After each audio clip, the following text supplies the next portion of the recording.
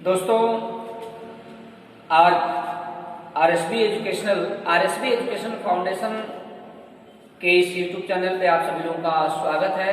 मैं व्यंजन संधि का दूसरा भाग लेकर आया हूँ। आज समोता संधि व्यंजन संधि का पाठ समाप्त होने वाला है। तो मैं दो नियम बता दिया था और दो नियम में बताया था किसी वर्ण वर्ग का पहला वर्ण किसी स्वर से मिलता हो, अंतस्थ व्यंजन या लव से मिलता हो, या उस अपने वर्ग या किसी वर्ग के तीसरे चौथे वर्ण से मिलता हो, तो वह सीधे अपने के तीसरे वर्ण में चला जाता है, अपने ही वर्ग के तीसरे में चला जाता है। दूसरा नियम मैंने ही बताया था, किसी वर्ग का पहला वर्ण यदि किसी अनुनासिक से जुड़ता है तो वो सीधे अपने अनुनासिक में बदल जाता है। अब तीसरा नियम 6 से संबंधित नियम है।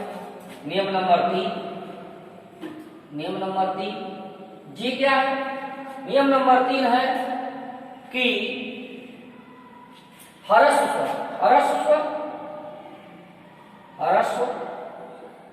स्वर एवं आ, ह्रस्व स्वर एवं आ के बाद यदि छाता छाता है तो ह्रस्व स्वर के बाद यदि छाता छाता है तो ये जो है छाता से पहले आधा च हो जाता है, आधा च हो जाता है। इस तरह की व्यवस्था आती है। जैसे ह्रस्व स्वर में आता है जैसे परी धन छे। अब बताए गए नियम के अनुसार ये ह्रस्व स्वर है या कि नहीं है? ह्रस्व स्वर में आता है अ, ई, छोटा ऊ, ये सब ह्रस्व स्वर में आते हैं। तो यहाँ ई छोटी का मात्रा है, ह्रस्व है, और ह्रस्व स्वर के बाद छाता छ है, तो ये अगर बदलेगा तो इस छाता स से पहले क्या आ जाएगा? आधा च आ जाएगा। प्रिय दोस्तों, ये हो जाएगा परिच्छेद।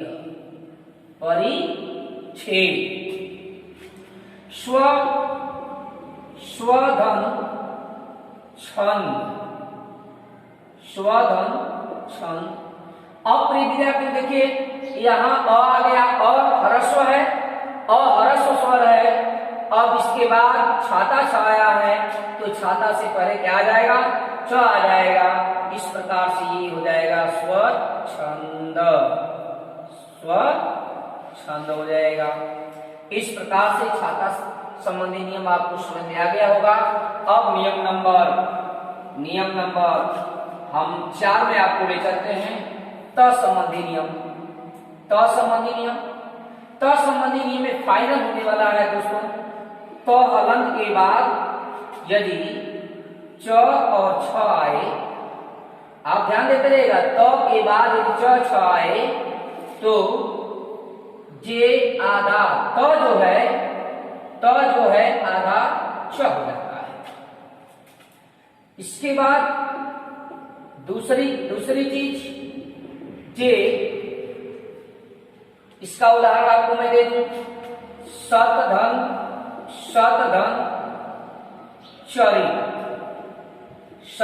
चरी। अब तो के बाद यदि च आ गया है तो जो है क्या हो जाएगा? आधा च हो जाएगा। इस प्रकार से हो जाएगा सच्चरित्र।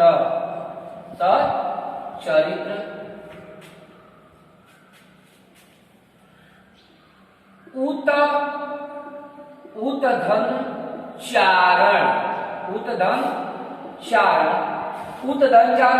तो के बाद च आ गया बंधु, तो इसी को मैं बताया हूं कि ये क्या हो जाता है? आधा च हो जाता है। ये हो जाएगा उच्चारण। अब आइए तो वाले का ही नियम अभी और है। तो के साथ यदि अब च छ हो गया, क्या आएगा भाई? चाकू छाता के बाद क्या आता है? चाकू छाता के बाद अब ज झ आता है। अब ज झ आता है। इस कंडीशन में ये जो त है क्या हो जाएगा? आधा ज हो जाएगा। इस प्रकार से अब इसका उदाहरण देखिए, शतधन जन, सत धन जन। अब ये बन होगा क्या भाई, तो के बाद ज अगर आता है तो आधा ज हो जाता है, इसका मतलब इसको आधा ज कर देंगे, इस प्रकार से हो जाएगा सज्जन, सज्जन। उत धन ज्वल, उत धन ज्वल। अब त के बाद ज आ गया तो ये भी आधा ज हो जाएगा, उज्ज्वल, उ आधा ज फिर आधा ज वल। प्रिय विद्यार्थियों ये शुद्ध वर्तनी में पूछा जाता है, ध्यान दें। अगर आपको इसकी संधि आती है तो निश्चित तौर से आप जान जाएंगे कि शुद्ध कौन होगा, उज्ज्वल। दोनों का आधा होगा क्योंकि ये नियम बता रहा है। उज्ज्वल पहचान के लिए मैं कल का ही बता दिया हूं, कल का मतलब पिछले भाग में ही मैंने बता दिया कि जहां युग्मक ध्वनि हो वहां व्यंजन संधि होगी।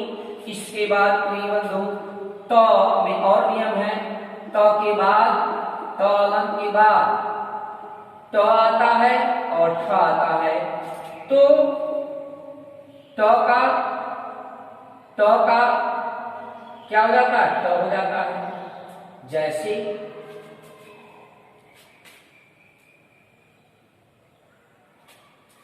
ट का ट हो जाता है, जैसे बृहत धन टीका, बृहत धन टीका। विद्यार्थियों ये बृहत धन टीका। तो अब ये तो के बाद तो आया है तो ये तो जो है किसमें चेंज हो जाएगा, ट में चेंज हो जाएगा। इस प्रकार से हो जाएगा बृहत टीका, बृहत टीका हो जाएगा। अभी और इसके उदाहरण हो सकते हैं, और भी इसके उदाहरण हो सकते हैं, जैसे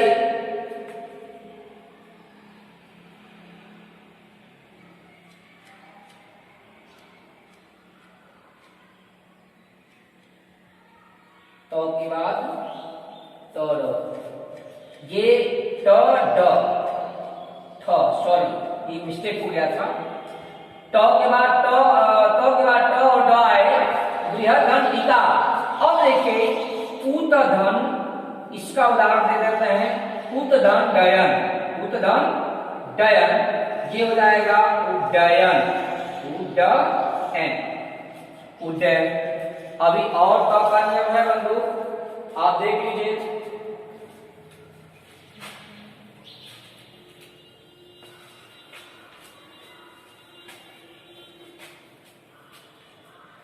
तो के बाद यदि ल आए, तो के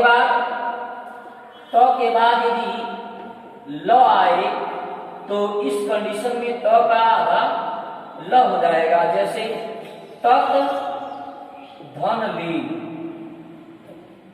तत् धन ली, ये हो जाएगा तल्ली, त ये लंब चेंज हो जाएगा, तल्लीन, तल्लीन हो जाएगा। इसके बाद ये नियम पकड़ते रहिएगा। त के बाद यदि स आए, त के बाद यदि स आए तो क्या स्थिति आती है भाई, ध्यान दीजिए। यहां दोनों चेंज होगा, त का आधा छ हो जाएगा और स का छ हो जाएगा। इस प्रकार से रिजल्ट आया छ।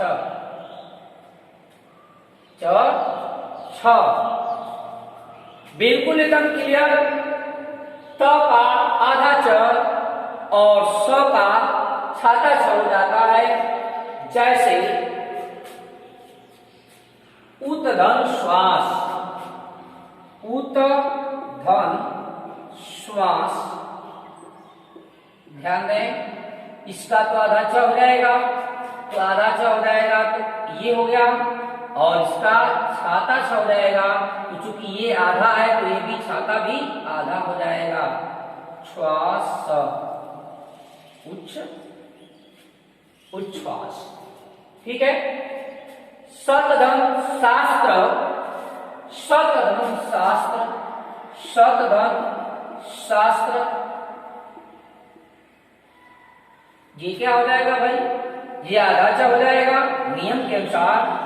त चेंज हुआ इसमें, छ च में, और ये चेंज हुआ छ था छ में, तो ये तो छ था छ हो जाएगा, और ये जो पार्ट है ये च हो जाएगा, तो ये हो जाएगा सच्छास्त्र, सच्छास्त्र। आप थोड़ा सा विश्लेषण कीजिए, व्यंजन संधि में जब से पढ़ा रहा हूं आधा अक्षर कहीं न कहीं जरूर आ जाता है, पढ़ते पढ़ते इसका अनुभव करना चाहिए। अभी आप देखिए इसका त का नियम, त के बाद यदि ह आ जाए, त के बाद यदि ह आ जाए तब क्या होगा भाई, तो त के बाद यदि ह आ जाता है तो त का क्या बनता है और ह का क्या बनता है। जैसे यहाँ त और स में चेंज इस प्रकार से मैंने बताया कि त का आधा च हो जाता है, शरीफा का आधा और पूरा छ हो जाता है। इसमें भी वही होगा, त के स्थान पर क्या हो जाता है भाई, द हो जाता है, द हो जाता है, और इसके स्थान पर क्या हो जाता है, ध हो जाता है। इसको अगर पूरे कायदे से देखें तो ये आपका ये बन जाता है, ये वाला वर्ण बन जाता है। जैसे तत धन ही, तत धन ही, अब त के बाद ह आ गया, त के बाद ह आ गया तो निश्चित है कि ये बनेगा, और ये बनेगा कि ये जो मात्रा है निश्चित तौर से इसे भी लगेगी, इसलिए तद्धित, तद्धित ये बनेगा, तद्धित, तद्धित। उतधन हार, उतधन हार, अब यहाँ फिर यही बनेगा बंधु, और आ का मात्रा है तो लग जाएगा उसमें, ये हो जाएगा उद्धार, उद्धार हो जाएगा। उतधन हत, उतधन हत, अब ये हो जाएगा उद्धत। उतधन घृत, उतधन घृत, उतधन घृत का हो जाएगा उद्धृत, उद्धृत, ये शब्द बन जाएगा। अब न संबंधी नियम क्या है, न संबंधी नियम, इसका नियम नंबर 5 मुझे समझ में आ रहा होगा कि आप क संबंधी नियम भी जान गए होंगे।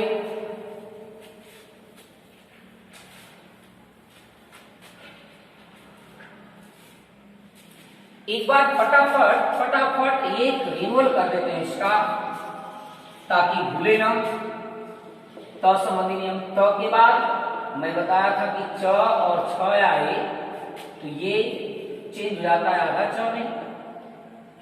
दूसरा मैंने ये बताया था, त के बाद यदि ज झ आए तो ये त जो है ज में चेंज हो जाता है। तीसरा नियम मैंने बताया, त के बाद यदि ट और ड आए तो ये त के लिए ट में और ड के लिए ड में चेंज हो जाएगा, मतलब इसके लिए ये होगा और इसके लिए ये हो जाएगा, चेंज होगा लेकिन तब। अब इसमें एक बार और देख लीजिए, त के बाद यदि ल आए तो मैंने बताया था कि आधा ल चेंज हो जाता है। यदि त के बाद स आए तो इसमें मैंने बताया कि त का आधा छ हो जाता है और स का छ हो जाता है, इसका मतलब छ। अब ये त के बाद यदि ह आए तो आपको बता दिया गया था कि पूरा वर्ण त जो है किसमें बदल जाएगा, ध में, और ये ह बदल जाएगा ध में। त्रिबंधु ये हो जाता है। ये रहा आपका सर्वे पूरा त वर्ग का। अब हम बताने जा रहे हैं आपको न संबंधी नियम व्यंजन संधि में। न संबंधी नियम, न संबंधी नियम, ये नियम क्या होता है भाई, न संबंधी नियम क्या है देख लीजिए। ये ऋषि, इस वर्ण से आप परिचित हैं, र से भी परिचित हैं और मूर्धन्य स से भी परिचित हैं। इसके बाद यदि न आता है, के बाद यदि न आता है, के बाद न आए तो ये जो न आए तो न का ड़ हो जाता है, न का ड़ हो जाता है। जैसे राम धन अयन, रामधन अयन, रामधन अयन। प्रिय विद्यार्थियों, आपकी समझ में आ रहा होगा कि यहाँ भी अ है, यहाँ भी अ है, तो दोनों तरफ एक स्वर आ जाते हैं तो वेद संधि होती है। लेकिन ये अपवाद है। ये क्या है? अपवाद है। ये हो जाएगा, इसी की बात हम कर रहे थे। र के बाद न आया है ना, र के बाद क्या आया है? न आया है, इसलिए ये हो जाएगा रामायण, ये हो जाएगा रामायण, रामधन रामायण। ठीक है। प्रधन, प्रधन मान, प्रधन मान। अब यहां देखिए, र है, यहां लिखा हुआ र है, यहां पर र के बाद न है, इसका मतलब फिर ये ड़ हो जाएगा, तो ये हो जाएगा प्रमाण, प्रमाण। अभी बहुत ढेर सारे उदाहरण दे सकते हैं। भूषधन अन, भूषधन अन, भूष आधन अन, भूषधन अन, भूष स के बाद यदि न रहेगा तो ड़ हो जाएगा, इसका मतलब ये हो जाएगा भूषण। क्या हो जाएगा? भूषण। अब मौसम नियम, न के बाद प्रिय विद्यार्थियों 6 नंबर नियम, म संबंधी नियम, म संबंधी नियम। इसमें आपको बता दे रहा हूं फैक्ट। ये चेंजिंग कैसे होती है? संधि जब करते हैं, जब संधि करते हैं, संधि के समय और संधि विच्छेद के समय, ये दोनों की स्थिति मैं बता दे रहा हूं। संधि के समय क्या स्थितियां होती हैं, जिसके बारे में आप समझ लें तब इसके बाद समझ में आएगा। ये है आपका अनुस्वार, ये अनुस्वार है और ये आपका मौन है। अब आप जान लें प्रिय विद्यार्थी, दोनों कंडीशन में बता दे रहा हूं। संधि के समय यह यूज होता है और संधि विच्छेद के समय ये यूज होता है। आपको अभी बता रहा हूं, जब आप संधि करेंगे तो जो म हलंत है वो अनुस्वार में बदल जाएगा। संधि जब करेंगे तो म अनुस्वार है, जो वो जो है सॉरी म जो होगा हलंत वो अनुस्वार में बदल जाएगा। आज जब संधि विच्छेद करेंगे तो अनुस्वार म में बदल जाएगा। आपको दोनों का उदाहरण करके बता रहा हूं। देखिए, अब हम संयोग, संयोग ये शब्द है, इसका हम संधि विच्छेद करना चाहते हैं। संधि विच्छेद करना चाहते हैं तो संधि विच्छेद में ये अनुस्वार किसमें बदल जाएगा? म में बदल जाएगा। मैं लिखा हूं, म में बदल जाएगा। तीसरे अनुस्वार को हटा दो और यहां म कर दो प्लस। अब इसके बाद योग को अलग कर दो। ठीक है। अब आपको बता दे रहा हूं, सम आधम सा। अब देखिए, अब संधि करना है। यहां तो संधि विच्छेद मैंने समझाया, अनुस्वार जो है म में बदल गया बंधु। अब जो म है किसमें बदल जाएगा? अनुस्वार में बदल जाएगा। क्लियर? तो इसको संधि करेंगे तो क्या हो जाएगा? ये संसार हो जाएगा। संसार। इसी तरह सम धन हार क्या हो जाएगा बताने के अनुसार म अनुस्वार बदल जाएगा, अर्थात सम हार हो जाएगा, संहार हो जाएगा। समधन सार, समधन सार। अब क्लियर है कि म जो हलंत है वो अनुस्वार में जब बदल जाएगा तो अनुस्वार लगेगा किस पर, इसी के बगल वाले पर लगेगा, अर्थात ये हो जाएगा संसार। संसार। समधन, समधन मान। अब क्या हो जाएगा भाई, समधन मान मस्त मदनीय। आपको मैं बता दूं कि अगर म के बाद म आए कोई चेंजिंग नहीं होती है, म के बाद म आए तो कोई चेंजिंग नहीं होती है। नोट कर लें, नोट कर लें, नोट दिस पॉइंट। म के बाद म आए तो कोई परिवर्तन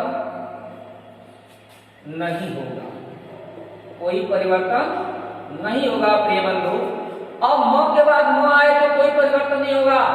अब जब ये बात आ गई तो ये म हलंत है, बाधा है, इसका क्या हो जाएगा सम्मान, सम्मान। अब समधन मन, समधन मन, यहाँ ये अनुस्वार में नहीं बदल रहा है, ध्यान दीजिए, ये इस नियम के अनुसार चल रहा है। म के बाद म आए तो कोई चेंजिंग नहीं होती है, इसलिए हो जाएगा सम्मन, सम्मन, सम्मन हो जाएगा।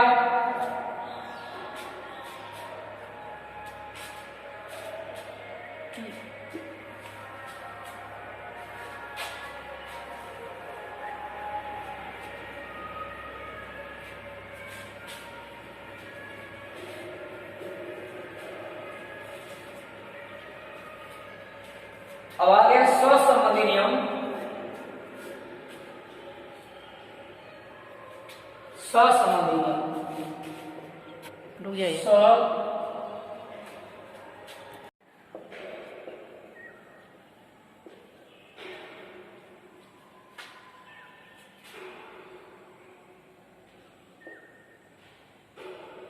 स्वसंबंधी नियम में क्या है, ये स आप देख रहे हैं ना, स से पहले, स से पहले अ आ से भिन्न स्वर आए, से भिन्न स्वर आए। अ आपको छोड़कर कोई स्वर अगर स से पहले आ जाएगा तो स जो है चेंज हो जाएगा मूर्धन्य से। स किसमें चेंज हो जाएगा, मूर्धन्य समय चेंज हो जाएगा। जैसे विधन सम, विधन सम। प्रिय बंधु देख लें, अ आ से भिन्न स्वर है कि नहीं है, छोटी है, अ नहीं है, अ रहेगा तो नहीं चल पाएगा, अ को छोड़कर कोई स्वर रहेगा। विधन सम, तो अभी मैंने बताया कि स जो है मूर्धन्य स चेंज हो जाएगा, स वी सम हो जाएगा, ये वी सम। विधन सम, विधन सा, विधन साद, विधन साद। अब ये क्या हो जाएगा भाई, स है तो किसमें बदल जाएगा, मूर्धन्य स में बदलेगा, ये हो जाएगा वी साद। ये सहसंबंधी नियम है। इस प्रकार से आप लोग की व्यंजन संधि कंप्लीट हो गई। अब अगले भाग में हम विसर्ग संधि को लेकर आएंगे और अच्छे तरीके से समझाने की कोशिश करेंगे। कोई भी त्रुटि हो इसके लिए आप कमेंट कर सकते हैं। Thank you.